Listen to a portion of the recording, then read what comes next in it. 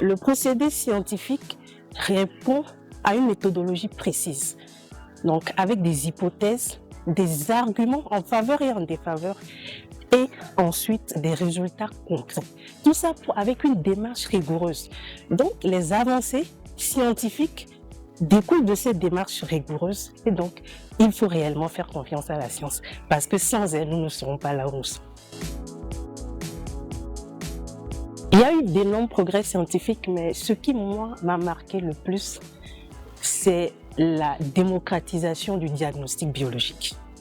Aujourd'hui, grâce aux tests de diagnostic rapide, même un laboratoire, une unité de laboratoire, la plus reculée, qui soit au Togo, peut faire un diagnostic simple de VIH, d'hépatite B par exemple. Autrefois, pour pouvoir diagnostiquer la tuberculose, faire la culture, il fallait attendre 3 mois.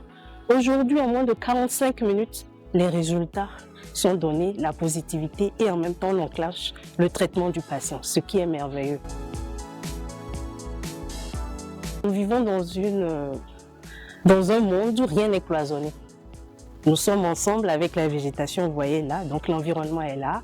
Nous avons des animaux, aussi bien domestiques que sauvages, et nous nous côtoyons au quotidien. Donc on ne peut pas parler de santé humaine sans parler de santé environnementale, ni de santé animale. Donc selon moi, cette approche une seule santé est vraiment celle qui permettra de pouvoir résoudre beaucoup de problèmes, surtout que vous savez très bien que les différentes épidémies des 5 dernières années sont toutes liées en fait au règne animal. Je veux bien parler de monkeypox virus et de coronavirus.